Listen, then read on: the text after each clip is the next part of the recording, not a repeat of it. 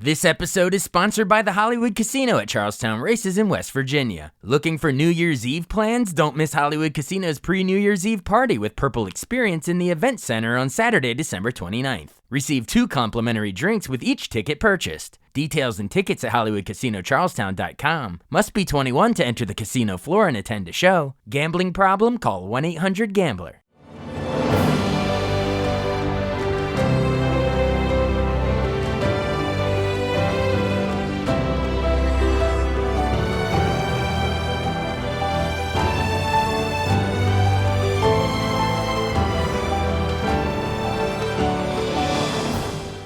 Welcome to the newest episode of Beyond the Fame with Jason Fraley. I'm your host, Jason Fraley, picking the brains of the top filmmakers, musicians, and artists of our time. John Legend brings his Christmas show to the Live Casino and Hotel in Hanover, Maryland on Saturday, December 21st. He joined me to preview the concert and share his favorite Christmas memories. He also reflects on songs like Ordinary People, All of Me, and Love Me Now, his Oscar experiences with Selma and La La Land, and what it's meant to coach the next generation of artists on NBC's The Voice. Hello. Hey, John Legend. Hey, thanks so much for joining us on the show today.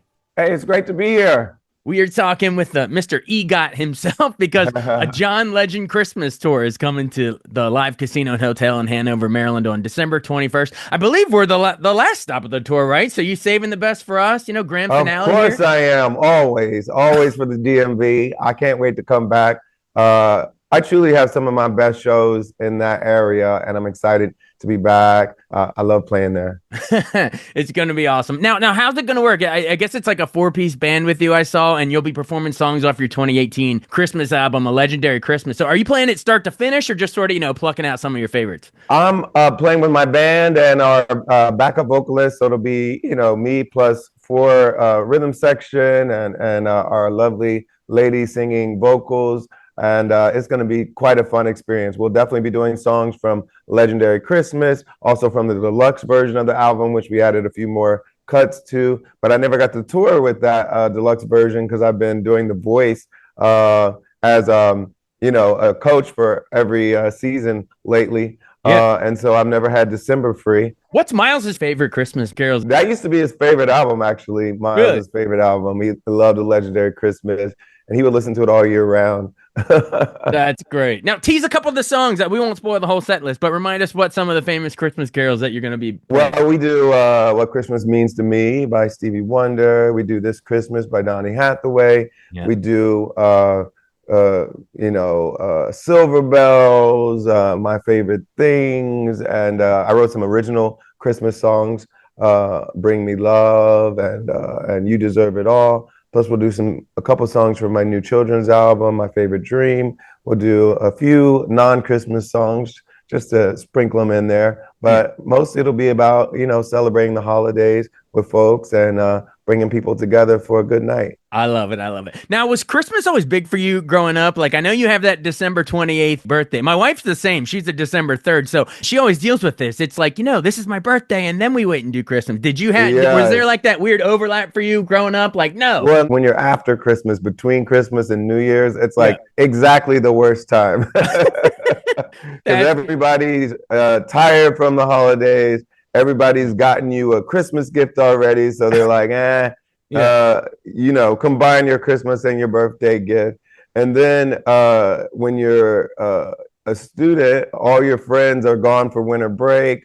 So nobody's around to celebrate it. It's not a great time to have a birthday. But, I'm a proud Capricorn. So I guess I got to deal with that December 28th birthday. It's fine. Yeah, Capricorn. There used to be a Frank Capricorn for the holidays, and now you're the Capricorn for our but either way, we loved Christmas in my home, but also in my extended family. We would spend most of our Christmases at my paternal grandmother's house, and she would host it, and all the cousins and aunts and uncles would get together. We would play football during the day. We watch some basketball. We eat Christmas dinner. And then the most important part of the day was after dinner, we would gather around the piano and we would sing. So Christmas music has always been a huge part of the way my family bonded. And so I always wanted to make a Christmas album.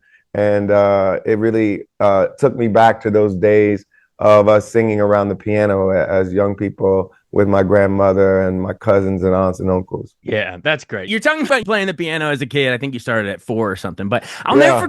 I'll never forget when you first arrived on the scene. What was it? Ordinary People. I was probably in Yes. college, man. But you win the Well, this is Grammy, several Grammys. it's the 20-year anniversary of Get Lifted Yeah. and Ordinary People. So we're doing a big 20th anniversary edition of the album, Nice. and there's a new remix of Ordinary People featuring Thames, a great Nigerian artist. And so I'm really excited to be celebrating that. And I will do Ordinary People at the show in Maryland. Great. So we will hear some of the non-holiday hits as well. Yes. Great.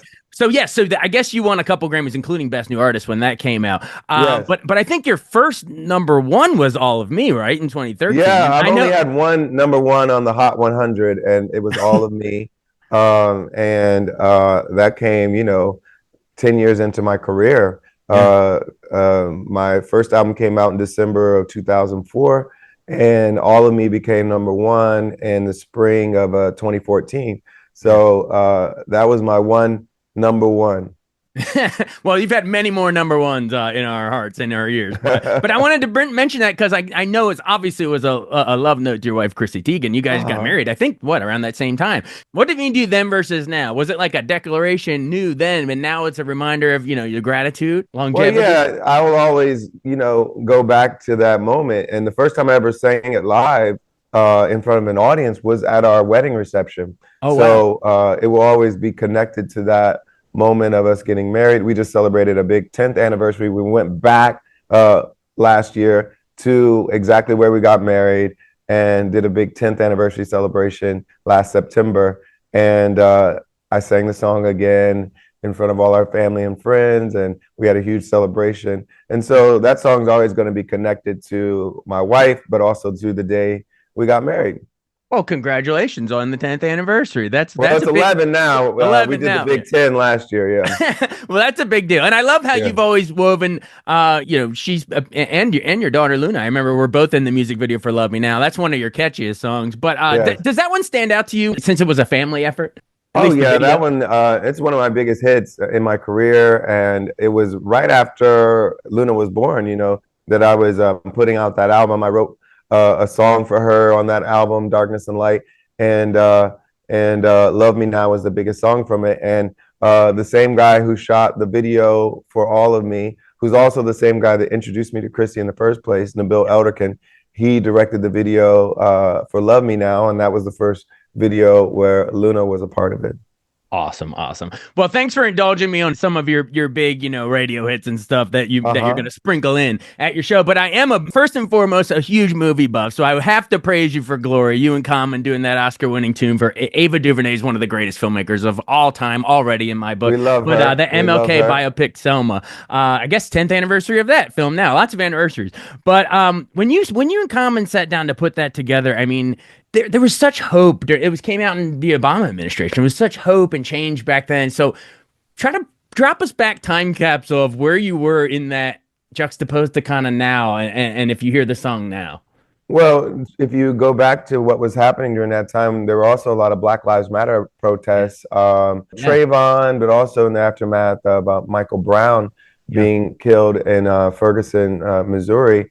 And, even in the lyric, Common referenced Ferguson because people were walking through Ferguson with their hands up. He said that in the lyric. And that was in reaction to Michael Brown being murdered in the street there. And so we always wanted the song to be connected to Dr. King's legacy, but also bring it forward to what was happening in the present time as we were writing the song. And the thing I love about the song is it was inspired by Dr. King, but also by the people marching at the present time. And then it's in turn inspired a lot of people after it came out as they were marching. So, in subsequent years when people were protesting, when people were standing up for justice and for accountability, when it came to police violence, they were using our song. Yeah. And I've always been so inspired by seeing that. And knowing that our song is part of this ongoing struggle for justice and equality. Yeah, it's an all-timer in my book. Thank you. And I gotta say, your other big role was with Ryan and Emma in La La Land. You know, you play Yes. somewhat of an antagonistic character in Uh-huh. I was like but sort of the villain. I was like a nice villain, but kinda, yeah. I was like a villain, yeah. A lovable villain. But I was gonna say I was there backstage the night of that La La Land versus Moonlight, that whole gaff. Yes. It was insane. But memories for you, real quick. Right? What was that? That must have been insane in the actual auditorium. I was backstage, but you there? Yeah. Oh, it was insane. We had no idea what was happening. We had been, winning at every other show, and so most people thought we were going to win Best Picture. Yeah. I And think record number of nominations. yeah, we had lots of nominations. Emma had already won Best Actress. Yeah. And our composers had already won, Yeah. and everyone thought La La Land would probably win. And so, and I think Damien had already won Best Director as well. Yeah. So, they get the card and they're so confused, and everyone I think thought they were having like a senior moment because they were confused. Yeah. And eventually they said La La Land, but what really happened was they got the card for Best Actress, and it had Emma's name on it and La La Land as the film she was in. So they're like, well, maybe we should just say La La Land because everybody thinks that La La Land's going to win and Emma's name is here. But they were wrong. The winner was Moonlight. And also a masterpiece, by the way. That movie's a beautiful, beautiful film, and I loved it. And I know a lot of the team behind it, the director, and so I was genuinely happy for them. But it was a wild, wild moment to be on stage and think that your film won, and then find out, no, you did not. Absolutely. Well, I've interviewed both Barry Jenkins of Moonlight and Damien Chazelle of La La Land since then. And they, two very different filmmakers in a lot of ways, but they both were kind of smiling that they'll forever be linked, forever linked. And, the bottom line is Moonlight was a beautiful film, and it was very deserving of the Best Picture award. And, both of them have gone on to have wonderful careers. They both should be proud of all the work that they do. Absolutely. Not to mention Ryan going on to be Just Ken and Barbie, and Emma's won yet another Oscar for Poor Things after. Oh my God. So they're all doing great. You're all doing great. Well, before we run, I know we're tight on time, but I want to remind folks that you, like I said at the top, you are an EGOT yourself. I guess you got your Emmy for what? Producing Jesus Christ Superstar Live on NBC, a dozen or so probably Grammys for your music. I have exactly a dozen. Yeah, exactly. Well, they got. Well, don't cut it off there. You can keep going. Well, I'm nominated for 3 more for next year's Grammys, and I had my first nomination in the children's album category because I created a children's album called My Favorite Dream. So we'll see what happens with that. Best of luck with that. Yeah, so that's the E and lots of G's, and then the O was Oscar was Selma, and then a Tony for co-producing August Wilson's Jitney, that awesome play cycle, the August Wilson. Yes. So you've mastered all of the mediums, basically, is what I'm trying to get at. You're versatile as hell. I guess in the final seconds, we'll go back to what you teased at the top, but judging The Voice since 2019, I mean, getting to enter everyone's living rooms, all generations, everyone's parents and grandparents watch it. Yes. But yeah, like, how rewarding has that been to, after all your accomplishments, to give back to the next generation of artists? Well, I love being a coach in The Voice. Like you said, we have such reach, all generations, everywhere I go, people tell me how much they watch the show. And so that it means a lot to a lot of people. And I think people love the purity of the show. The show is really about celebrating great artists and great artistry and giving them the opportunity to be seen and heard in ways that they may not have been able to have otherwise.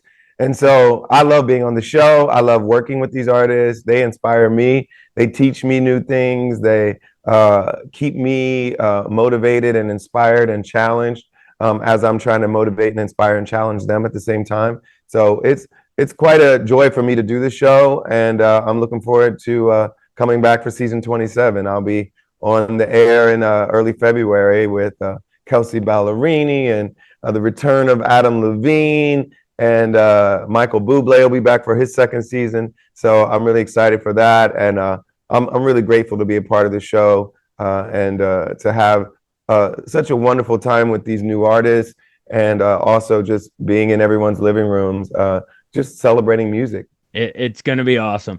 Final seconds as we tee up your Christmas tour. What was growing up or is now your favorite Christmas movie or TV special? Whatever. What was like you every year you had to watch? Does Coming to America count as a Christmas movie? Because there's definitely in a way, Christmas there's snow scenes in falling. it. Yeah. Christmas scenes in it, and I feel like we watched that one a lot as a family. Like we would just repeat watch it whenever like the family was over. I feel like I'm gonna count Coming to America as a Christmas film that I love. What is it with these 1988 movies like Die Hard and Coming to America? Now everyone's like, they're Christmas movies, damn it. Well, there's enough Christmas moments in it, and and I feel like the family bonding that a lot of families had over Coming to America makes it even more Christmassy. All right, we'll count it. Where is the spoon? Aha. Hey, thank you so much for joining us. I appreciate it, John Legend. Everyone, check out John Legend Christmas at the Live Casino Hotel in Maryland, December 21st. Final stop of the tour, so let it all hang out. It's going to be the best night, saving the best for last. Thank you so much. Appreciate you. You are a legend, literally, so thank you so much. Thank you. Thanks so much for listening to Beyond the Fame with Jason Fraley. Our theme music is Scott Buckley's Clarion. Remember to give us a 5-star rating if you like what you hear. We'll see you next time.